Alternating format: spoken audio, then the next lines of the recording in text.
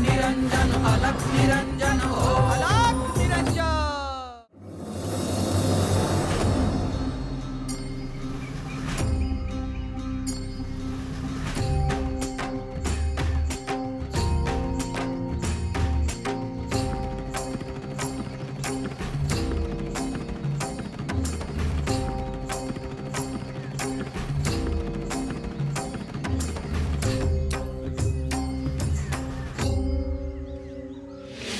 अलख निरंजन अलख निरंजन हो अलख निरंजन अलख निरंजन अलख निरंजन हो अलख निरंजन अलख निरंजन अलख निरंजन हो अलख निरंजन।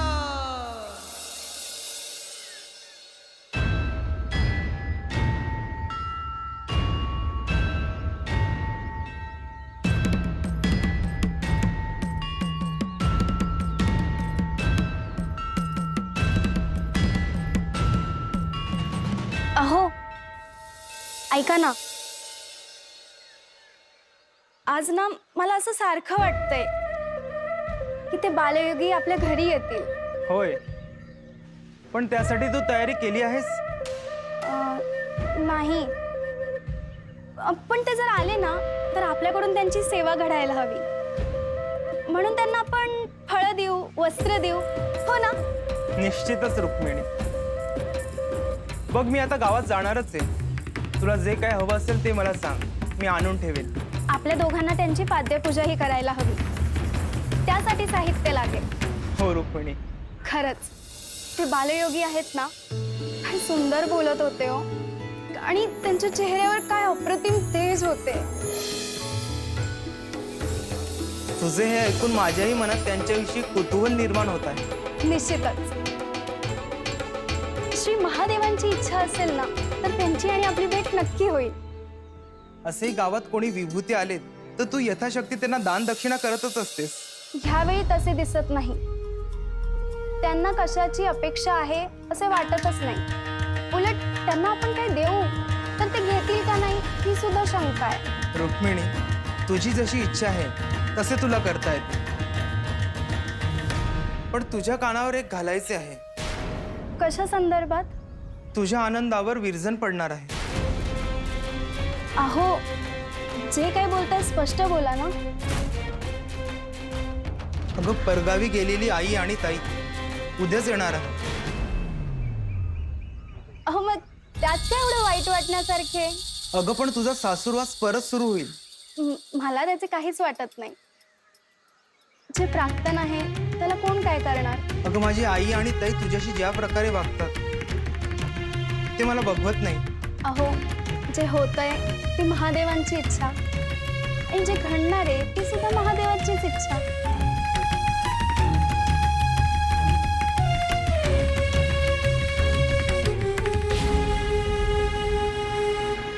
गोरक्ष, ह्या जगात अंतिम सत्य काय?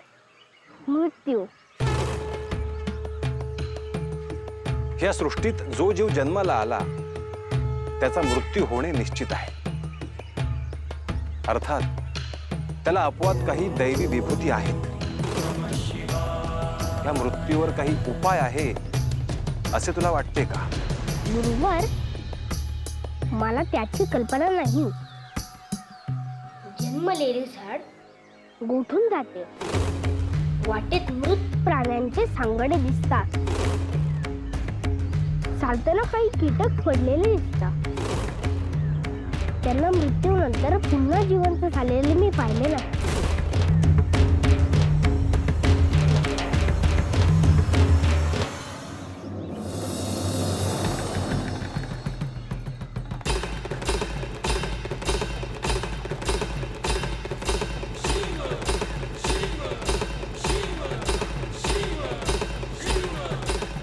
ह्या सृष्टीत संजीवनी मंत्र अत्यंत मोजक्या विभूतींना दिला गेला आहे। हा माझ्या मुखातून सिद्ध झालेला संजीवनी मंत्र आहे। गोरक्षक, तुला हा संजीवनी मंत्र मिळतो आहे त्यामागे खूप मोठे प्रयोजन आहे।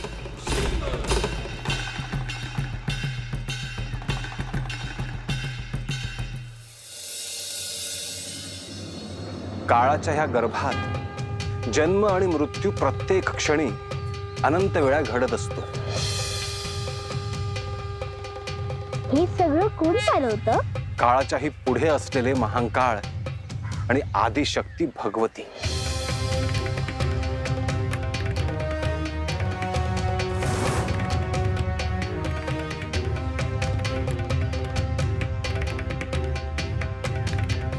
श्री महादेवांनी मृत्यूवर विजय मिळवता यावा म्हणून संजीवनी मंत्राची निर्मिती केली. याचा अर्थ मृत जीव पुन्हा सजीव होतो. अर्थात गुरुवर, हा मंत्र यातले शब्द काय आहे? त्या मंत्राला संजीवनी मंत्र म्हणतात. आणि सद्गुरूंच्या मुखातून हा मंत्र मिळाल्याशिवाय हा सिद्ध होत नाही. याचा अर्थ तो मंत्र केवळ माहीत असून उपयोग नाही. होय, आज हाच संजीवनी मंत्र मी तुला देणार आहे.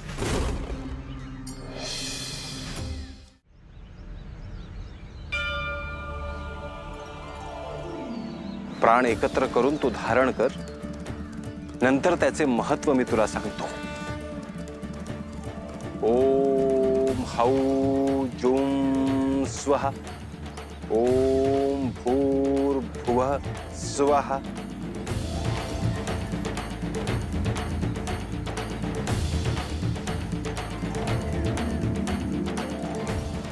ओम त्र्यंबकं यजामहे सुगंधिं पुष्टिवर्धनम्.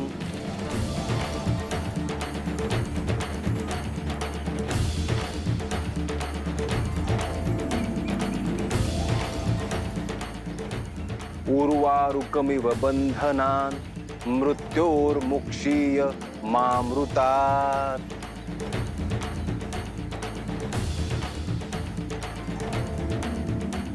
ओम स्वः भुवः भुः. ओम सः जुं हौ. ओम.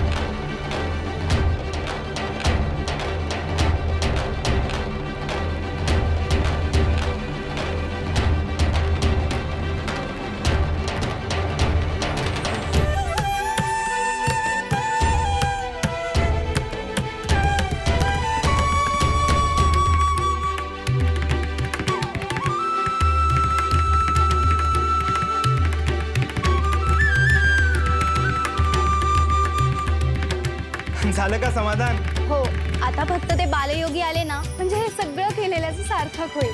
हे बघ, ते आले की कळणारच आहे. त्यामुळे तू आपलं काम कर, मी गावात जाऊन येतोच. अहो, मध्यान्ह होऊन गेल्यानंतर गेलात तर नाही चालणार का? असं का? ते बालस्वरूप तुम्ही तुमच्या डोळ्यांनी पाहावे अशी माझी इच्छा आहे. ओम स्वः भुवः.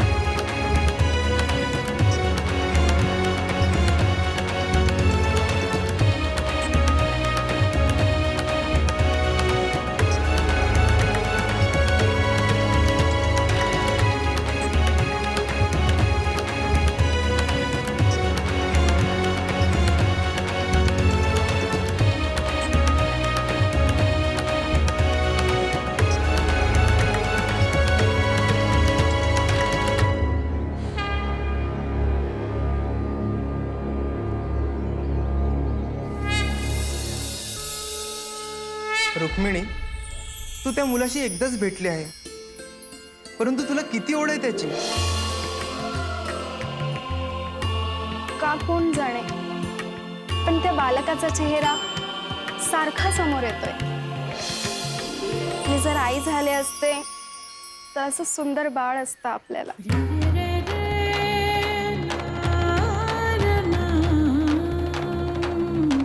रुक्मिणी, अगं आपण एकदा स्वीकारलं आहे, पुन्हा त्याच गोष्टी कशाला?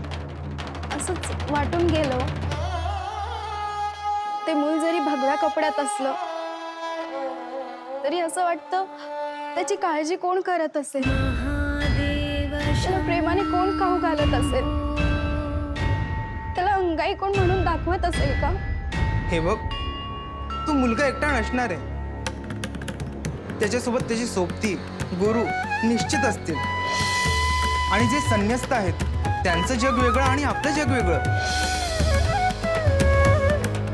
मी एक सांगू का? तू काय म्हणशील याची कल्पना आहे मला. मी हा विचार सोडून दिला होता हो. पण त्या मुलाला बघून असं वाटतंय की जर मी पुन्हा आई झाले असते तर.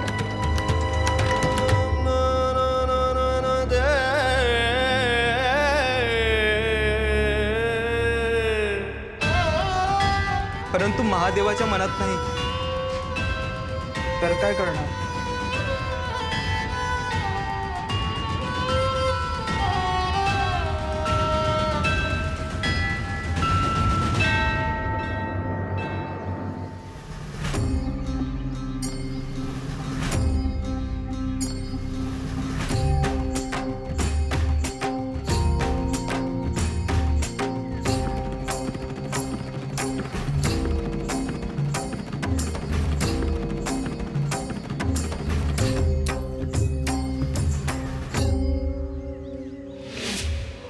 निरंजन अलख निरंजन अलख निरंजन हो. अलख निरंजन अलख निरंजन अलख निरंजन हो. अलख निरंजन अलख निरंजन अलख निरंजन हो. अलख निरंजन.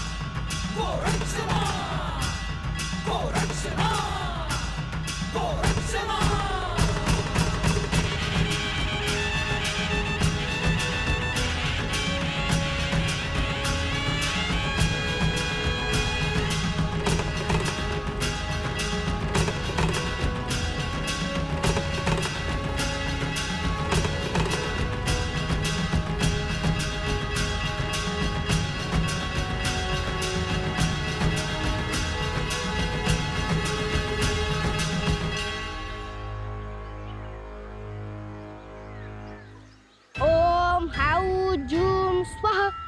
ओम भूर्भुवः स्वाहा. हे बालयोगी, मी तुम्हाला इथे पहिल्यांदाच पाहिलं. मी दुःखी आहे हे तुम्हाला कसे कळले? प्रत्येक सोमवार, प्रत्येक प्रदोष मी आजवर दर्शनाला आले, परंतु महादेवांनी माझे आजवर ऐकलेच नाही.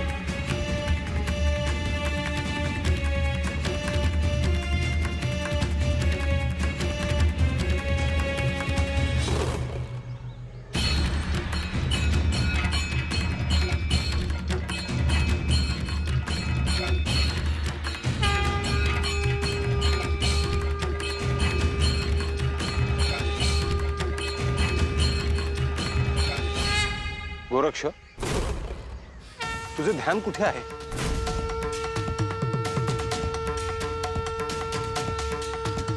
क्षमा असावी गुरुवर. मंत्र साधना करताना चित्त एकाग्र हवे गोरक्ष.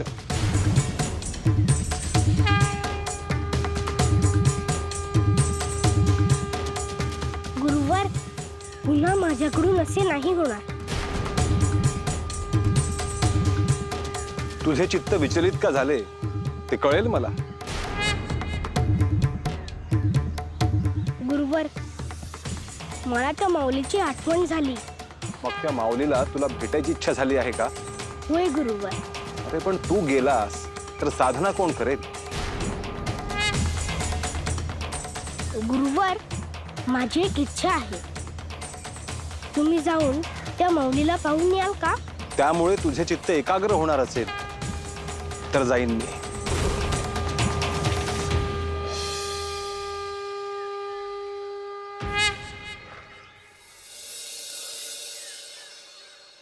गोरक्ष कुठे राहिला? मला नाही माहित. म्हणजे तुम्हाला दोघांना बी माहित नाही?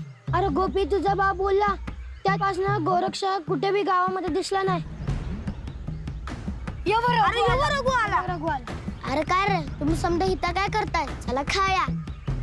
अरे रघु, तुला तो गोरक्ष दिसला का रे? सोना आहे तर केलेला कटाळा येतोय बघ. मी आधी त्याच विचारणार होतो. गोरक्षाचा कुठं पत्त्याच नाही. अरे मला तर असं वाटतंय की गोरक्ष परत कधी गावात यायचंच नाही. अरे असं काय म्हणतोय? होय, तो आपल्या समजांचा सवंगडी आहे ना. गोपी, तुझ्या बाणा समजा घोळ केलाय. गोरक्ष बी दिसेना असं झालंय आणि तुझं खेळणं बी बंद केलंय. अरे ठाव आहे मला. ह्या का म्हणतो आपण सगळे गोरक्षाला हुडकायला जाऊया. हा चल रे गोपी, चल. अरे नाही नाही, मी नाही येणार. का रे, काय झालं? अरे माझ्या बाला कळलं की मी त्या गोरक्षाला भेटायला गेलो तर. वय वय, तुझं तर तंगडच तोडत. वय वय, तुम्ही समजी जावा आणि त्याला हुडकून आणा. कधी एकदा गोरक्षाला भेटतोय असं झालंय. वय की, चला चला.